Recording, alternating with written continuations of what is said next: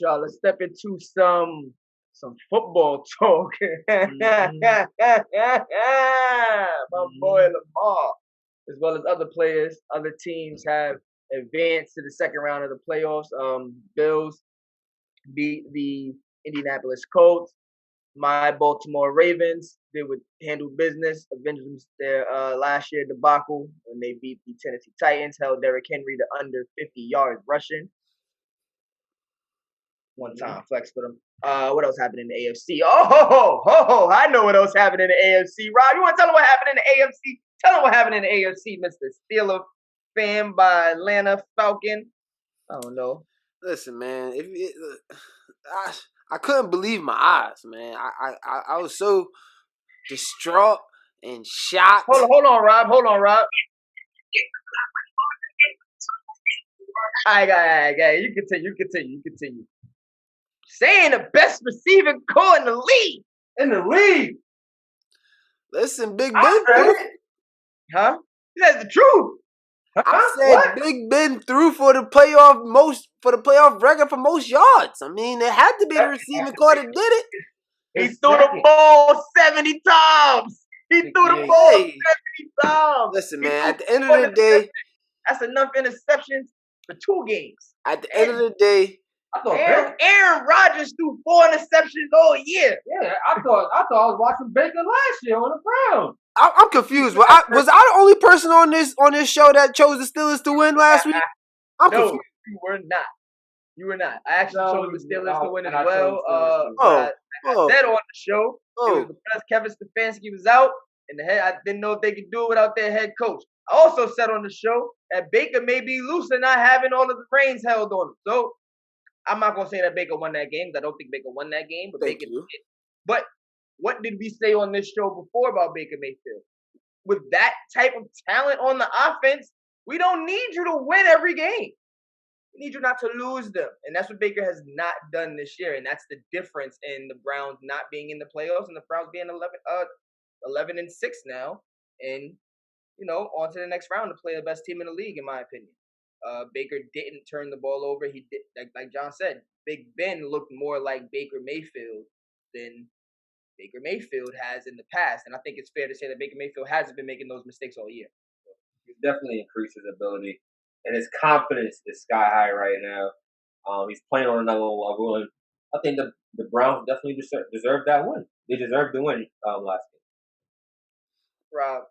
Man, from the beginning of from the very first offensive snap, when the ball went out the center's hands over Ben Roethlisberger's head, on the 2-yard line with James Conner and Big Ben right there, and they still don't pick it up. Like, that doesn't make any sense to me. And that just brought me back to a sad place when Peyton Manning was in the Super Bowl, except he picked up the ball and got a safety. So it was a terrible start. I blinked my eyes. It was 28-0. Big Ben doesn't know how to take care of the ball anymore. It's going to be a real interesting offseason in Pittsburgh.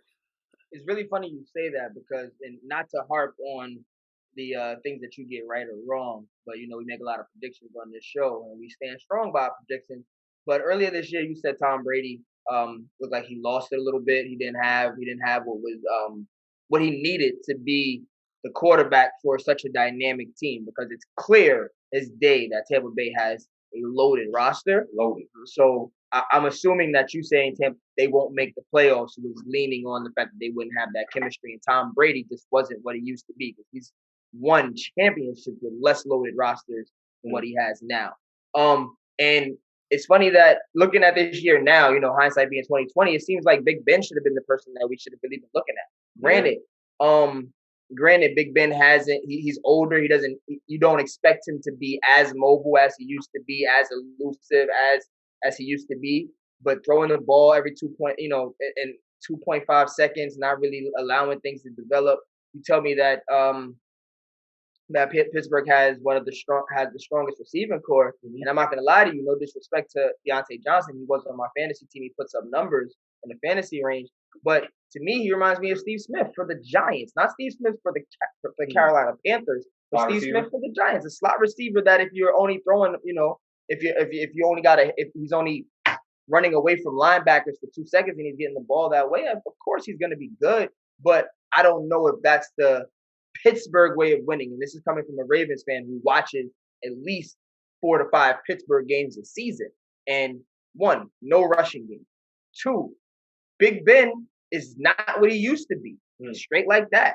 3, Pouncey may not be what he used to be. I mean, Pouncey is the one who threw the ball over his head, and he's been dealing with injuries for the last 3 to 4 years that have been taking him on and off the field for large periods of time. Then the other part to it, y'all not the damn Patriots. That's what it is. You didn't want to pay the people. You had the best receiver in the league. You didn't want to pay him. He became a headache. Granted, you had to let him go. You didn't want to pay Le'Veon Bell. You have no running game. You went from the best running game in the league to no running game, the best dual threat. And what happened at the Le'Veon Bell? We got the Alvin Kamaras. We got the Dalvin Cooks. Saquon Barkley. I'm gonna hold off on Saquon only because he's only giving me 1 year so far. But we have guys that's proven. Christian McCaffrey, perfect. We have guys that have proven that two-dimensional running back is exclusive. I said him. It's exclusive, and you guys passed on that. And when you pass on that, sometimes you can Bill Belichick your way out of it and let some of those guys go because you have a Tom Brady. I'm guessing they're thinking maybe because we have a Ben Roethlisberger, we'll be okay. But Pittsburgh Steelers, we're the receiver factory. I'll give them that. They produce amazing receivers. I don't think they're the best receiver core right now, but this is what happens. And now we're looking at 3 years of 2 years in a row, Pittsburgh not making the playoffs, and then another year, Pittsburgh not winning the game. And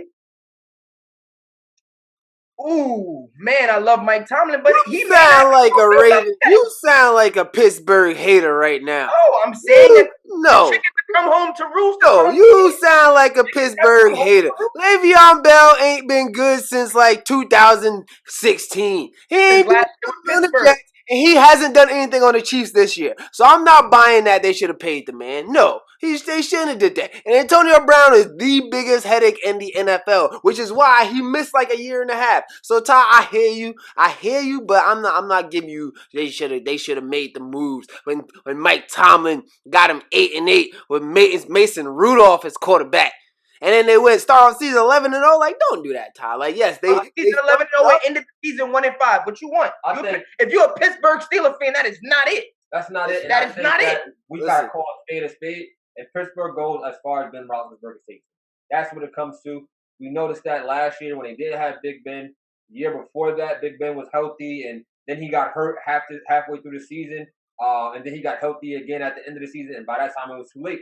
Like, Pittsburgh, for me, the way I see it, Pittsburgh is a wide receiver factory because of Ben Roethlisberger. He makes the receivers, bro. That's just my opinion. And don't act like they didn't have injuries throughout the playoffs. My man Devin Bush ain't played since like week 3. Joe Hayden been out the last couple weeks. I hear you, and the best talent on the Browns have been out all season. Everybody's dealing with injuries from every single sport. The Philadelphia 76ers put 7 people on a court. You got a ball, and you've been ball. Devin Bush didn't just get hurt. Devin Bush has been hurt for a while. When are you going to turn it around? You were 8-8 with Mason Rudolph. When your defensive quarterback is out, Ty, you know that hurts your defense. You know that. As a Ravens fan, the moment y'all lost Ray Lewis, y'all defense has not been the same. So, like, I'm not. Damn good. What are you talking about? Our defense has been damn good. It may not be at Ray Lewis level. Exactly. That's what I'm saying. Like, we can still be a pretty decent defense in Pittsburgh, but Devin Bush is that defensive playmaker who puts everyone in the right positions. I hear you. Minka Fitzpatrick was still on the field.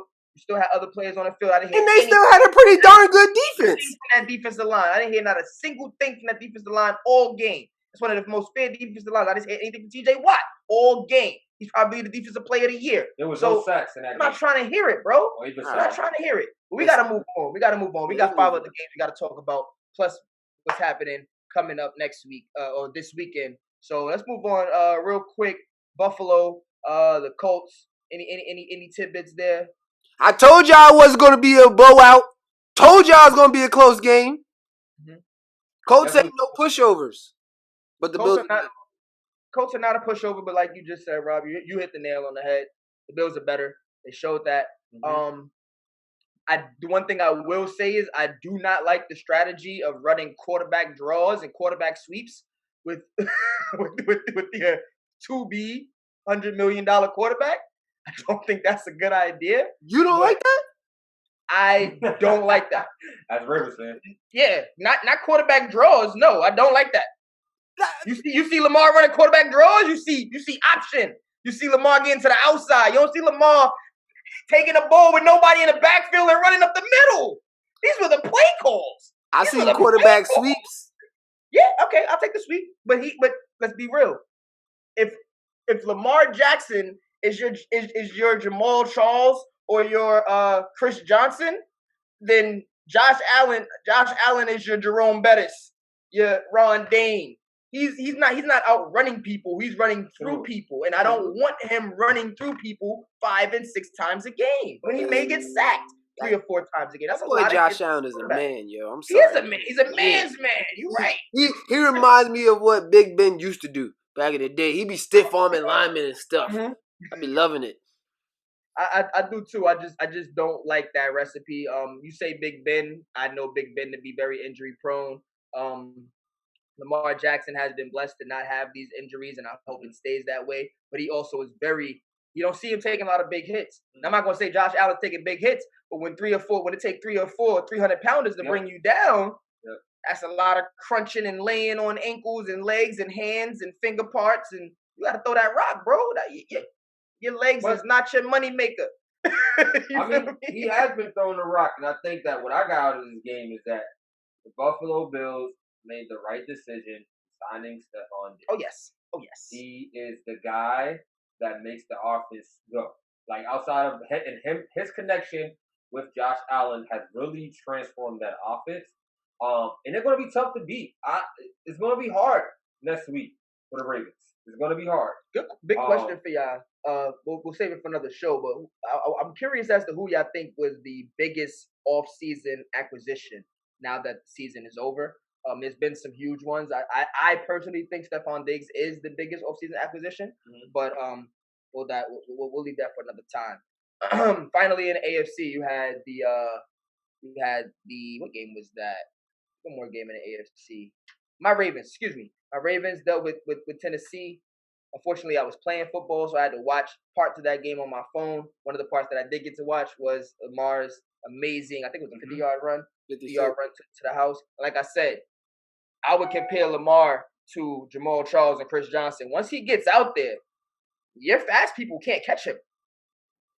And we take off. That can be a problem for a lot of people. That could be. I also like the fact that Marquise Brown got involved. He was getting him the ball a lot. It was something that we needed to get off our shoulders, off our backs, monkey off our back. But as Rob's favorite sports icon would say, job's not done. Not done. The team was 14-2 last year. Lamar was the MVP last year, and the team that took it away from them is gone, but the team that holds it all is still there. So they still have a lot of work to do. They gotta look at next week. Next week is a big game. But with that being said, Lamar Jackson showed me what I believed in him since Louisville days. I always believed that he's that guy that can take you to that next level and can win you big games. This game, he broke the narrative of if the Ravens are down by double digits, they don't recover. It was down by double digits at halftime, and they came back second half and just took off and never looked back. And partially, part of that is what I said last week is that he was able to hit guys in certain situations and complete on third downs, hit deep passes down the field. He hit Marquise Brown a couple of times.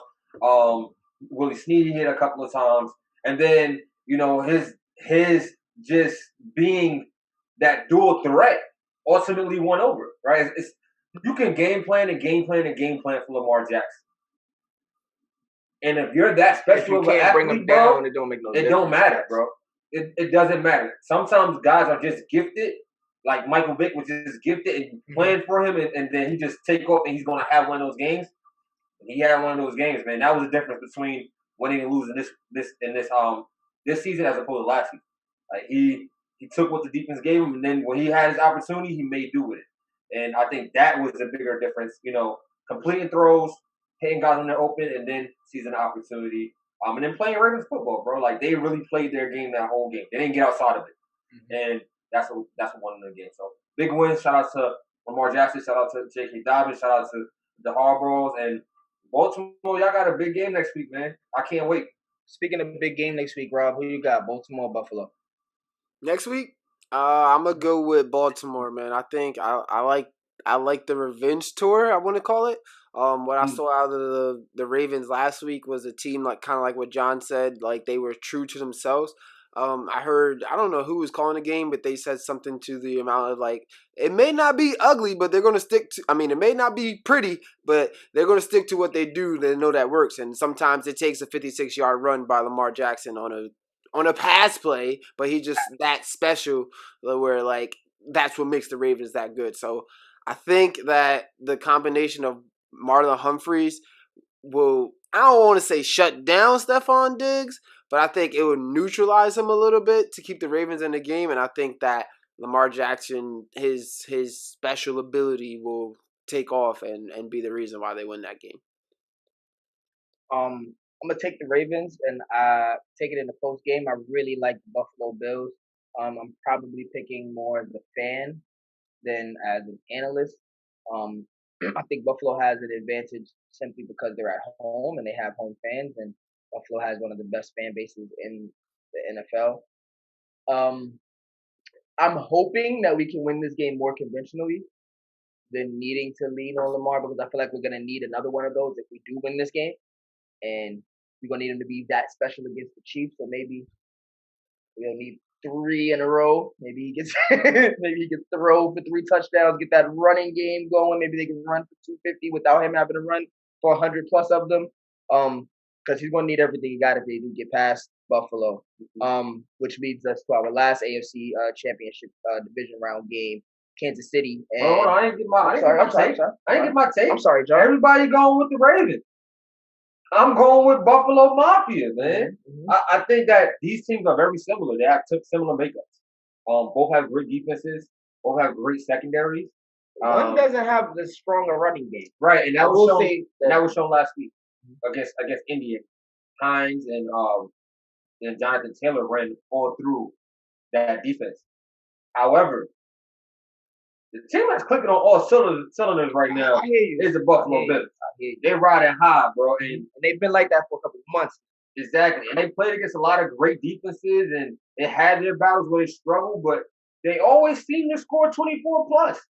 You know what I mean? And their last loss, Buffalo's last loss was that Hail Mary pass in a game where they drove down the field to win. Right. And Murray, Hail Murray to Hopkins was their last ball. So I believe that was their last ball. Get stat check on that. But team is dangerous. I give you that. They played special defense against that team. That game wasn't an easy game against a similar quarterback in Kyler Murray. You know what I mean? But with that being said, there's only one number 8. You know what I mean? There's only one number 8. So it's really going to come down for me to the quarterback play. Who has a better game between Josh Allen and Lamar Jackson? And I have both of them on fantasy. So what I've learned is to put the guy that wins more, and I'm going with my guy, Josh Allen. He learned that now because he forfeited his season start tomorrow season over Josh Allen. Fantasy bonus. We're not going to dig into it, but I told you so, John. And I'm telling you so right now, Bills over Ravens. Okay. All right, y'all. Producer just let us know we kind of running out of time. We didn't even touch on the NFC. So I'm going to give a quick little rundown on what happened in the NFC last week and then talk about the one topic that I guess is important. The Rams, that's the game I want to talk about last. So the Washington football team, they lost to Tom Brady. Tom Brady did what he was supposed to do. Washington, they fought a strong fight in the beginning, but what had to happen. Taylor Heineke. I don't know if I'm shouting him out. Heard some things about him on Twitter. Yeah, good football player, but maybe Trump supporting race baiter on the internet. So I'm gonna hold off on Heineke, whatever his name is. But he did have a good game in the football realm. The other NFC game, the Saints, correct? Yes, the Saints beat the Bears. Right, that's why I don't remember it because it wasn't worth watching. To be honest with you, the Bears shouldn't have been there. I guess, in my opinion, they got there by default and they got dealt with. by default. Bears have a lot of questions to answer this offseason. They got 2 quarterbacks, both that think they can go. They have a wide receiver that was unhappy somewhere else before he got there, and I know he's getting even more disgruntled with the quarterback play there. And so Saints next week. The Saints are getting that 3rd game rematch against the Tampa Bay Buccaneers. But before we talk about that, the Rams gonna shock the world. Rob called it. The Rams gonna shock the world. And Nelson Roberts was right. Yeah. What we saw happen earlier in the season happened again. That defense disrupts the whole game. And you can have Russ cook and all of that stuff, but if your receivers can't get separation, if your linemen can't block, it's going to be a long day for any quarterback. And Russell Wilson got to learn that the 3rd time, 3 the hard way, against the Los Angeles Rams. Rob, go ahead.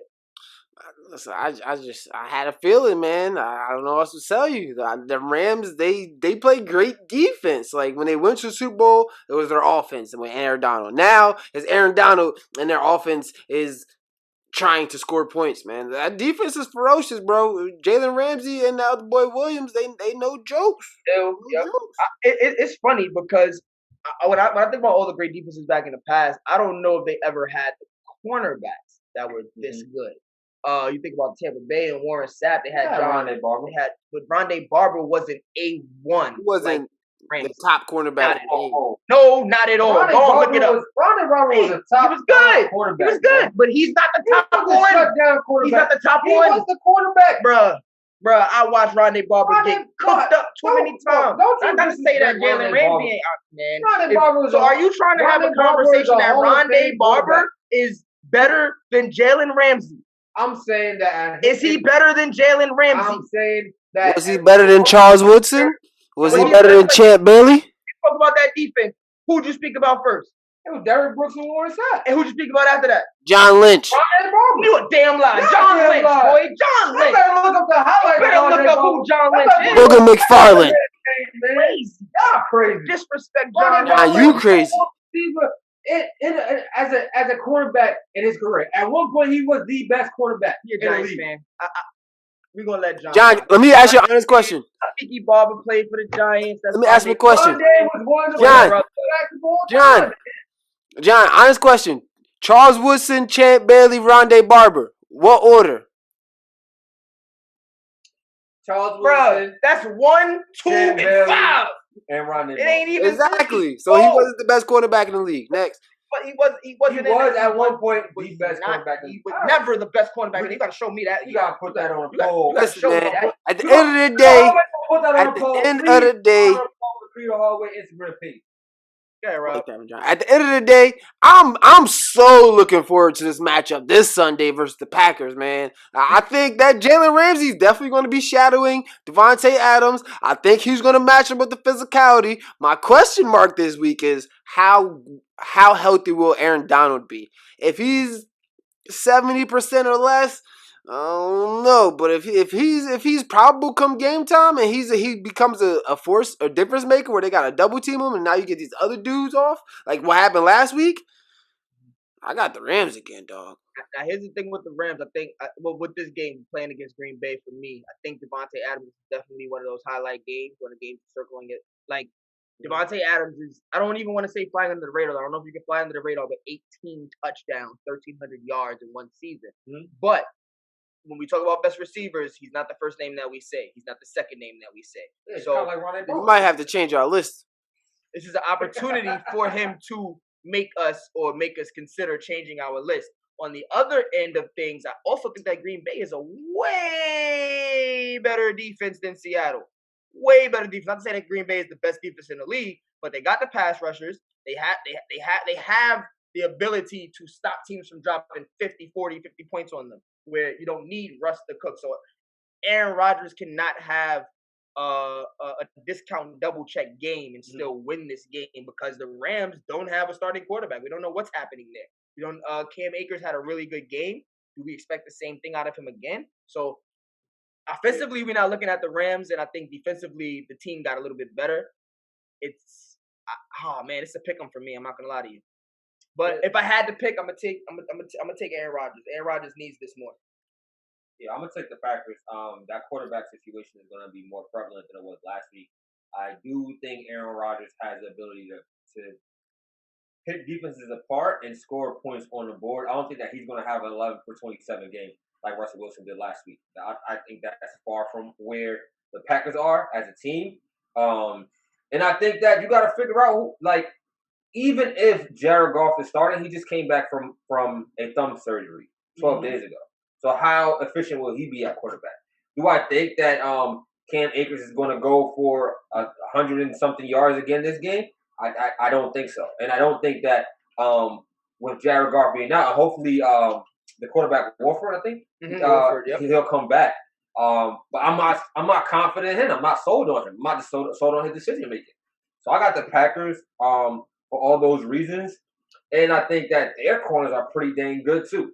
And I think that their defensive backs are good too. You got Amos back there, you got Savage, and you have Zaire Alexander. Who I just think that is going to be a low-scoring game for the Rams. I think they're going to have trouble putting points on the board. And ultimately, I got the Packers winning.